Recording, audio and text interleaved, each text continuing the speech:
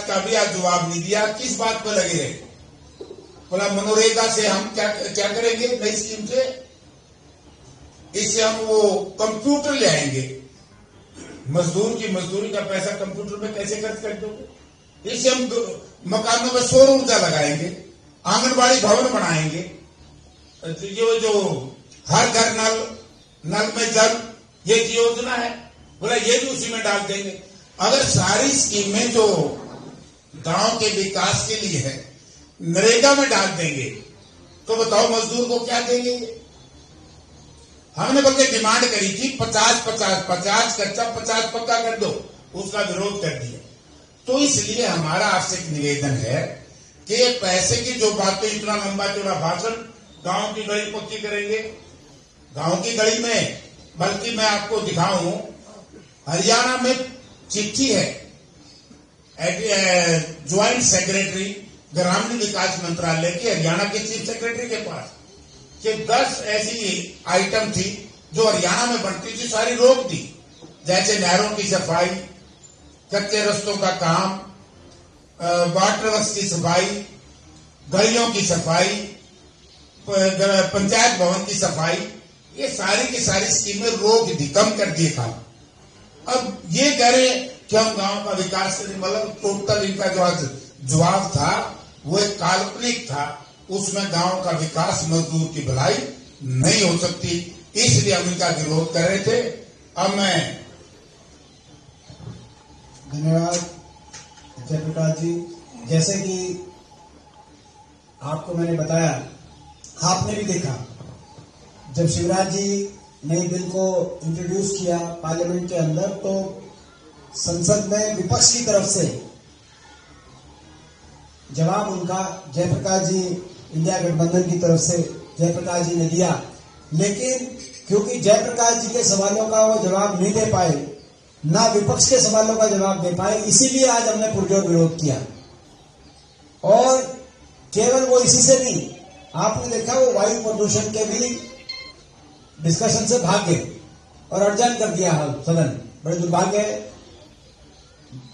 इस मनरेगा कानून के क्रियान्वयन को लेकर जो ये विवाद शुरू हुआ, उस विवाद में जब शुरू हुआ वो तब हुआ जब हमारे अम्बाला से सांसद हमारे भाई वरुण मुलाना जी ने एक सवाल पूछा था हरियाणा में मनरेगा के कार्य को लेकर, और उसका जब आया, जो चौंकाने वाली फिगर्स आई सामने, उसके बाद ये पूरे देश में ये प्रश्न चिन्ह लगा और एक बड़ा चर्चा शुरू हुई, जिस चर्चा के बाद इस सरकार ने आनंद फानंद में ये बदलाव किया है।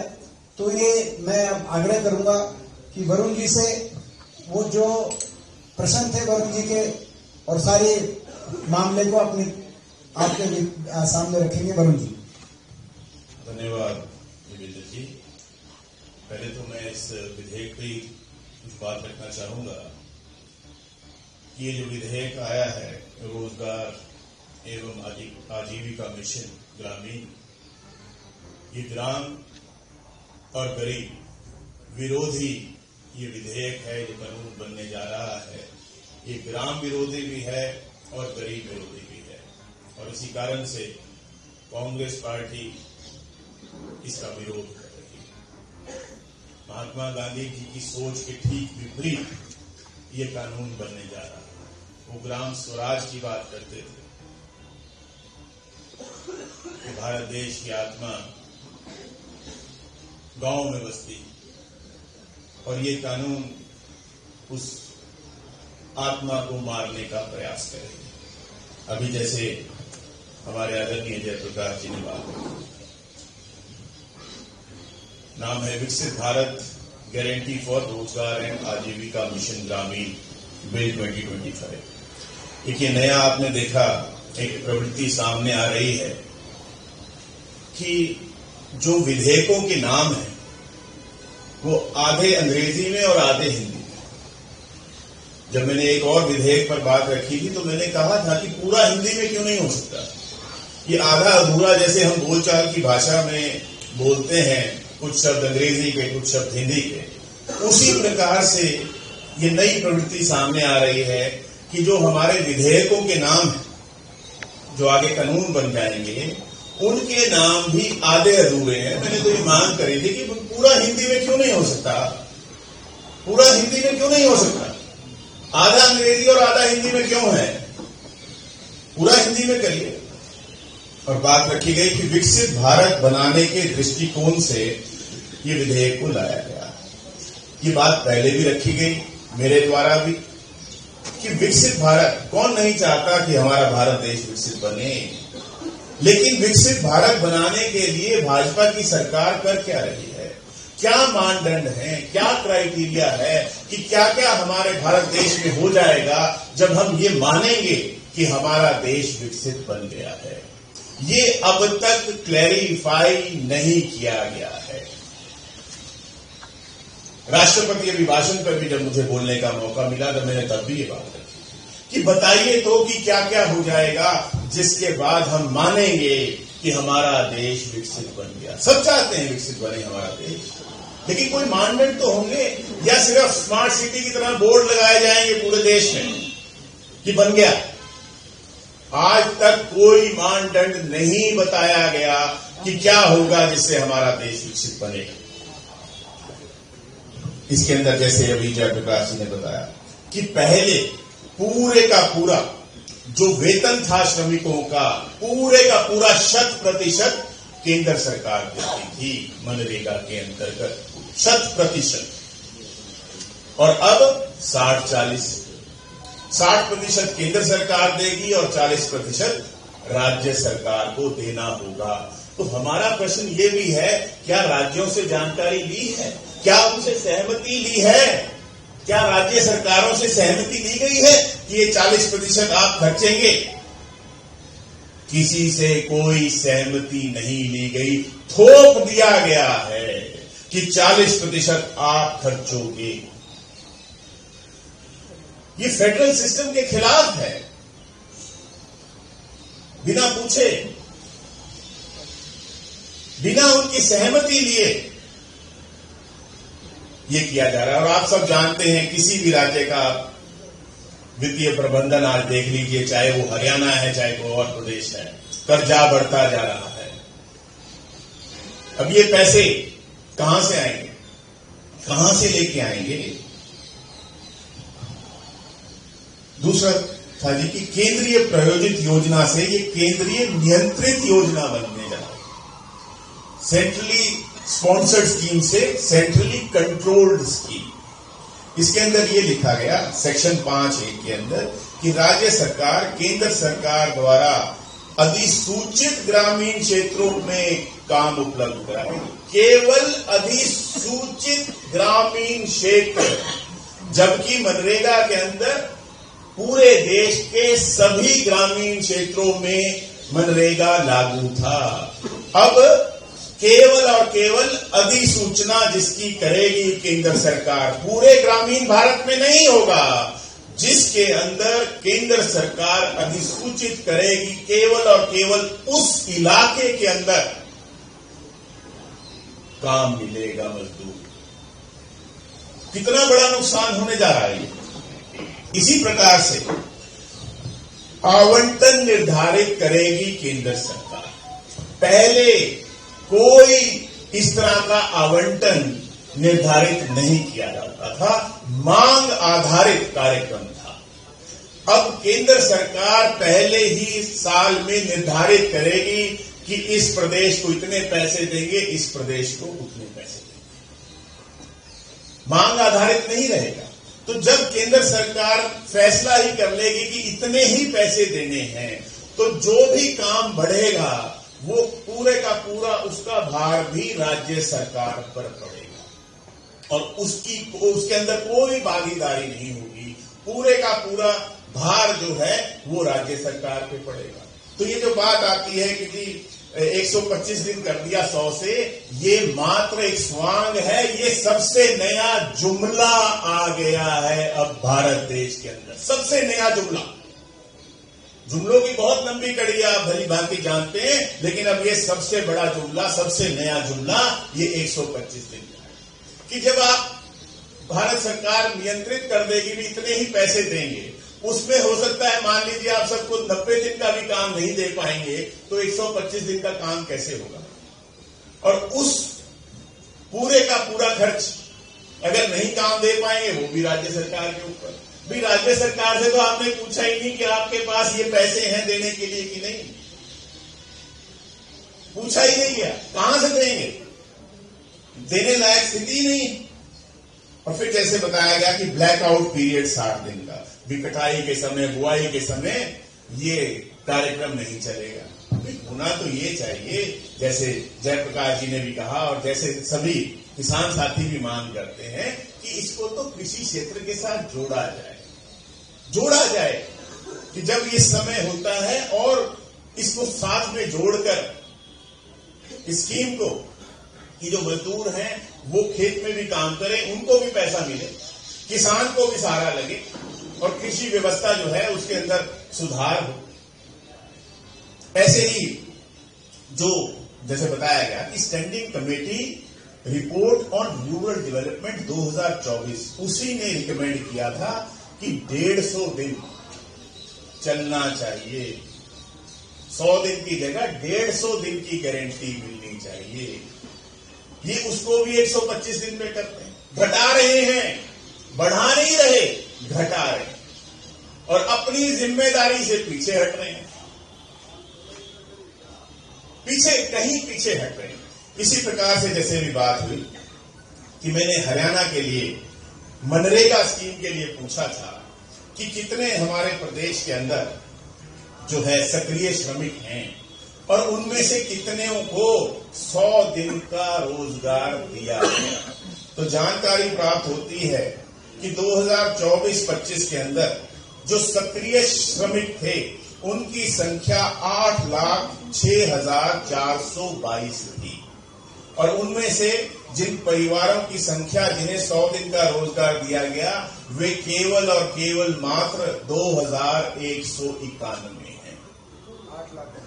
8,06,422 में से केवल 2,191 को 100 दिन का रोजगार मिला, ये जानकारी मिलती है। जबकि अधिनियम की धारा 7 के तहत बेरोजगारी भत्ता देना होगा। अगर आपने उनको 100 दिन का काम नहीं दिया तो अधिनियम की, मनरेगा के अधिनियम की धारा 7 के अंतर्गत बेरोजगारी भत्ता देना होता है। उसके बारे में बताते हैं कि राज्य सरकार द्वारा नरेगा सॉफ्ट में कोई जानकारी नहीं दी गई। मतलब किसी एक भी मजदूर को बेरोजगारी भत्ता हरियाणा सरकार ने पिछले 5 सालों में नहीं दिया है। ये हालात हैं।